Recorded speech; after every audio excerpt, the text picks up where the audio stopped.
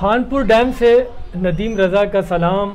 और बात करनी है मुल्क की मईशत की जो ज़बू हाली का शिकार है और जो दो धारी तलवार से काटी जा रही है, इसकी वजूहात क्या हैं, इसके ऊपर मेरे साथ मौजूद हैं जो मईशत के ऊपर उनकी गहरी निगाह है, हर वक्त उसको फॉलो करते रहते हैं। तो उन्हीं से मालूम करते हैं कि मईशत कहाँ खड़ी है इस वक्त। देखें, जब पीटीआई की हुकूमत बरसर इक़्तिदार आई तो उनके दावे जो है वो बड़े ज़्यादा थे। वो कहते थे कि हम जो पाकिस्तान की मईशत है उसमें हम IMF के पास नहीं जाएंगे। और दूसरा, इमरान खान साहब जब कंटेनर पे खड़े होकर कहते थे कि मैं FBR का जो रेवेन्यू है उसको डबल कर दूंगा। अब आप देखें, शुरू में हुकूमत को ये फैसला करने में टाइम लगा कि क्या हमें IMF के पास जाना है या नहीं जाना।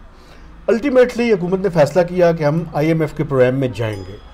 लेकिन तनकीद इस बात पे हुई कि आपने IMF के प्रोग्राम को जब चूज़ किया तो उस प्रोग्राम की डिज़ाइनिंग इस तरह से की कि वो डिज़ाइनिंग के बारे में वो कहा जाता है one shoe fit for all, कि IMF की प्रिस्क्रिप्शन किसी भी जगह पे जाएं तो वो एक ही तरह की होती है कि आप अपनी इकॉनमी को स्लो डाउन कर लें, आप करेंसी को डिवैल्यू करें, आप जो है वो मॉनेटरी टाइटनिंग करें, फिस्कल टाइटनिंग करें, टैक्स ज़्यादा से ज़्यादा लगाएं।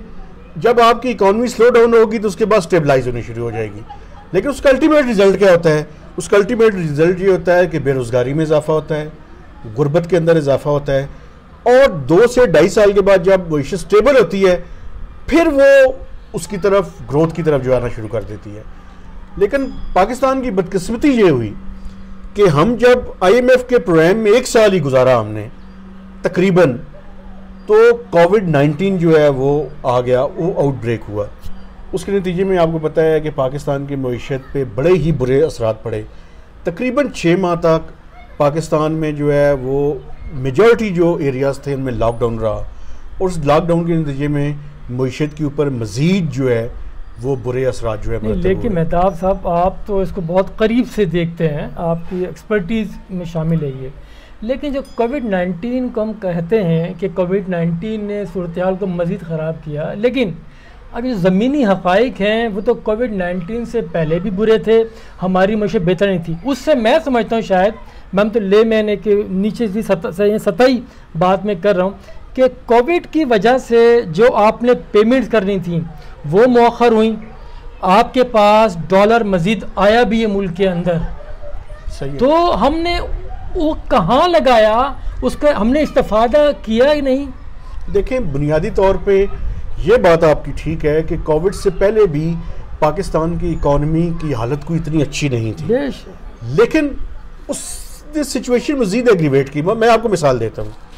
पाकिस्तान में कोविड के बाद जो एस्टिमेट्स हैं वो ये कहते हैं कि पाकिस्तान में 50 लाख लोग बेरोज़गार हुए जी, ठीक है, और तकरीबन 2 करोड़ लोग मज़ीद खते गुर्बत से नीचे गए। तो जो आम आदमी की ज़िंदगी थी ना सर, वो ज़्यादा इम्पैक्ट हुई, उस पर मज़ीद बुरे असरात मरतब हुए। लेकिन एक मैं आपको बताऊँ, इसमें हुकूमत ने एक अच्छा काम भी किया।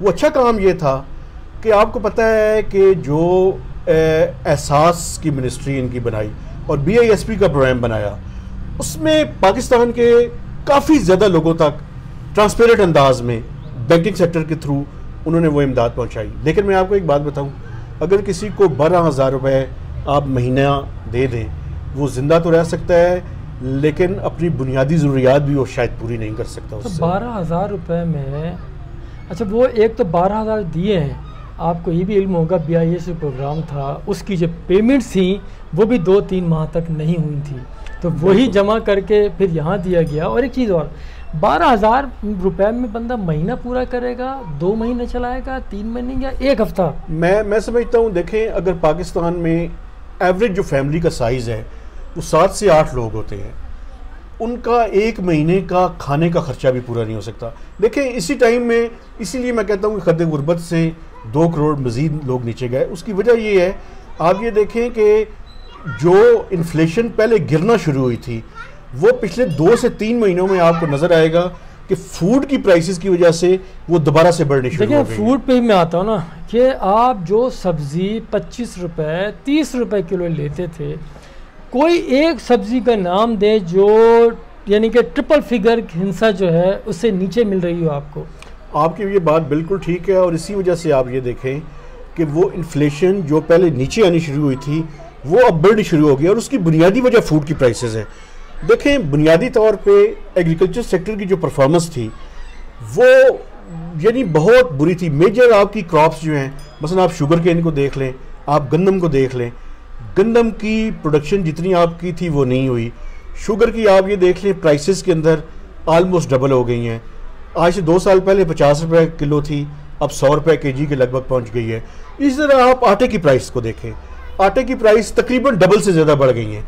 तो बुनियादी तौर पे मैं आपको एक और बात आपको बताऊं, जब भी इस मुल्क के अंदर रोटी की प्राइस में इजाफा होगा ना जी, उसका एक साइकोलॉजिकल इफेक्ट है, उसके नतीजे में हर चीज़ के अंदर इजाफा होगा, क्योंकि लोग ये कहते हैं कि रोटी की कीमत बढ़ गई है जी, और इसकी पोलिटिकल रिप्रिकॉशंस भी होते हैं।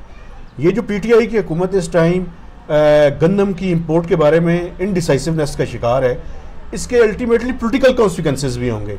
और आप ये देखेंगे, आपको शायद, मैं बहुत पुरानी बात तो ज़्यादा नहीं कर रहा, 97 में मुस्लिम लीग नून की हुकूमत थी, तो हुकूमत के ख़िलाफ़ एक तहरीक चली थी। उस तहरीक का बुनियादी चलने की वजह थी कि उस ज़माने में रोटी की कीमत में इजाफा हुआ था। तो ये बुनियादी तौर पे जो रोटी की प्राइस है उसमें जब इजाफा होगा, और दूसरा फिर एग्रीकल्चर सेक्टर में आप माइनर क्रॉप्स को देखें, माइनर क्रॉप्स में आपकी पल्सेज हैं, ये वेजिटेबल्स हैं, ये भी उतनी तादाद में नहीं हो रही, उसी वजह से हमें इंपोर्ट करनी पड़ रही है। और ये जो प्राइसेस बढ़ी है ना, इसमें एक वजह ये भी है कि हमने बॉर्डर्स बंद किए हुए हैं, तो वहाँ से चीज़ें नहीं आ रही, उसकी वजह से भी जो है तो देखें, आप बॉर्डर पे तो आप बात कर रहे हैं, जो आपकी ये पाकिस्तान की जो सरजमीन है इसको कहते थे कि सोना उगलती ही हैं। सोना मीन्स कि ये गंदम और ये सारी ये सब्जियां, इस तरह की चीज़ सारी सोना उगलती थी। उसी सोने को हमने निकाल के उस पर कंक्रीट के जंगल हमने बसा दिए हैं। तो इसके ज़िम्मेदार तो हमारे वही लोग हैं जो पॉलिसी साज हैं, जो पॉलिसी मेकर्स हैं। उन्होंने कोई पेशबंदी नहीं की, इसकी कोई रुकावट नहीं की। देखें, वो तो फिर बुनियादी तौर पे आप 2 मसलों की तरफ जाएंगे।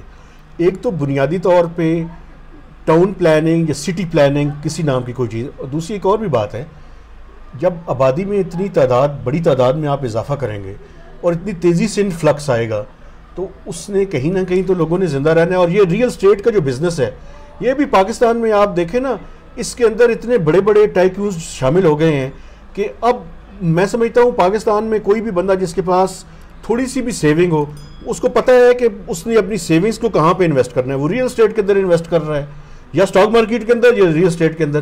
तो आपने जो प्रोडक्टिव सेक्टर्स थे उनको इतना मुश्किलात का शिकार कर दिया है कि प्रोडक्टिव सेक्टर्स के अंदर कोई जाना ही नहीं चाहता, ना वो इन्वेस्टमेंट करना चाहता है। ये जो रियल एस्टेट का जो बिजनेस है, अगर देखा जाए आपको, जो मुशर्रफ दौर से ये ज़्यादा बढ़ा है, और उसमें कौन कौन लोग हैं ये एवरीबडी नोज़, ठीक है।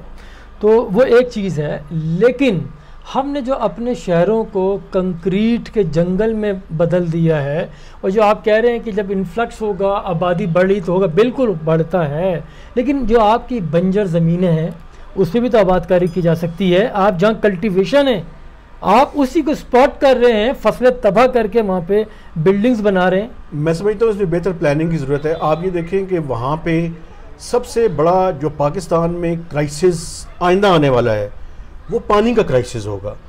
पानी का क्राइसिस होगा और फूड का क्राइसिस होगा। फूड सिक्योरिटी भी एट स्टेक है, और फूड सिक्योरिटी एट स्टेक होने की बड़ी वजह यह है कि हम पानी को जिस अंदाज में कंजर्व करके उसको यूटिलाइज करना चाहिए वो हम नहीं कर रहे। हम पानी को बहुत ज़्यादा ज़ाया कर रहे हैं। तो इस वजह से भी जो है वो आपकी एग्रीकल्चर सेक्टर की जो प्रोडक्टिविटी है, आप ये देखें ना, कहीं भी आप एग्रीकल्चर करना चाहते हैं तो उसकी बुनियादी रिक्वायरमेंट तो पानी है। जब तक आप पानी और बुनियादी उसकी चीज़ों को पूरा नहीं करेंगे। और इसके साथ साथ मैं आपको एक और बात बताऊं, देखें एग्रीकल्चर सेक्टर के अंदर हमारा जो सबसे बड़ा प्रॉब्लम है वो स्टोरेज का भी है। पाकिस्तान में कोई चीज़ ज़्यादा पैदा हो जाए वो भी प्रॉब्लमेटिक है, और अगर कम पैदा हो तो वो भी प्रॉब्लमेटिक है। इसका मतलब ये है मैनेजमेंट का इशू है। तो इस वजह से भी जो है वो हम प्रॉब्लम का शिकार हैं। मैनेजमेंट तो हर जगह इशू बना हुआ है, लेकिन जहाँ पे मैनेज करना होता है वो बेहतरीन अंदाज से होता है, पता भी नहीं चलता। देखें, आपको एग्रीकल्चर सेक्टर में 2-3 बुनियादी रिफॉर्म्स की ज़रूरत है। एक तो आपको बुनियादी इंफ्रास्ट्रक्चर चाहिए, पानी चाहिए, बुनियादी इक्विपमेंट्स चाहिए, और दूसरा मैं आपको बताऊं, बुनियादी जो इनपुट्स हैं एग्रीकल्चर की वो बड़ी महंगी हैं। और उनकी जो आउटपुट की कॉस्ट फार्मर को मिल रही है। अभी आप देखें ना, मैं और आप ये बैठ के बात कर रहे हैं कि सब्जी और फ्रूट्स की कीमत जो है, कोई भी फल और सब्जी ऐसी नहीं है जिसकी कीमत जो है वो 100 से कम हो। आप ये देखिए, बुनियादी तौर पे फार्मर को उसका बेनिफिट नहीं मिल रहा। वो बेनिफिट कौन उठा रहा है? Middle man. और मिडल मैन क्यों उठा रहा है? मिडल मैन इसलिए उठा रहा है कि हमने वो बुनियादी इंफ्रास्ट्रक्चर नहीं दिया हुआ। वो अपनी चीज़ अगर ज़्यादा पैदा करता है तो स्टोरेज कहाँ पे करे?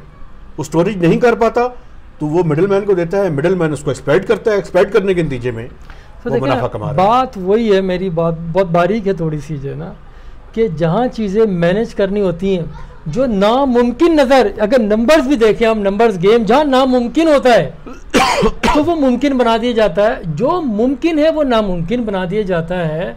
तो ये जब तक, मेरे ख्याल ऐसा नहीं है कि जब तक हम अपनी छोटी छोटी आशाओं से कि अपनी एक बोटी के लिए दूसरे का बकरा पूरा ज़बह नहीं करेंगे, उस वक्त हमें सुकून नहीं मिलता। देखिए, मैं आपको एक बात बताऊं, एक तो ये है कि हमारी बुनियादी जो इकॉनमी का स्ट्रक्चर है उसमें चेंजेस की ज़रूरत है। बुनियादी तौर पे आप एग्रीकल्चर सेक्टर को खोलें, तमाम लोगों के लिए वो यकसा मौके मुयसर हों। आप ये देखें, पाकिस्तान में जो बड़े बड़े लैंडलॉर्ड्स हैं, जिनके पास लैंड होल्डिंग्स बहुत ज़्यादा हैं, हुकूमत अगर कोई पॉलिसी का ऐलान भी करती है तो सबसे बड़े बेनिफिशरी उसके वही होते हैं। और जो छोटा फार्मर है उसको शायद वो चीज़ें उस तक वो डिविडेंड्स पहुँचते ही नहीं हैं। तो ये बुनियादी जो पॉलिसीज़ हैं उनको चेंज करने की ज़रूरत है। और जो आप कह रहे हैं वो तो पाकिस्तान में बिल्कुल है, जैसे नज़र आता है वैसे नहीं होता, और जैसे नहीं होता वैसे दिखाया जाता है। आप ये भी देखिए ना, मसलन प्राइम मिनिस्टर कहते थे करंट अकाउंट डेफिसिट हमने कम कर लिया। भाई, करंट अकाउंट डेफिसिट आपने कैसे कम कर लिया? आपने इंपोर्ट्स को कम करके किया, एक्सपोर्ट्स तो आप नहीं बढ़ा सके। तो ये तो रियलिटी है।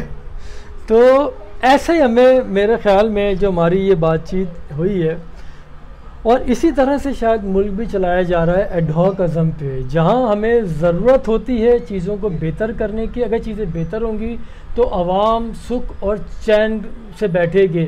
लेकिन बदकिस्मती वो यही है हमारे यहाँ कि सिर्फ अपने मफादात को मलूज़ खातिर रखा जाता है, और जो आवाम है उनका काम पिसना है, वो इसी तरह पिसते रहेंगे। बहुत शुक्रिया। खुदा हाफिज़।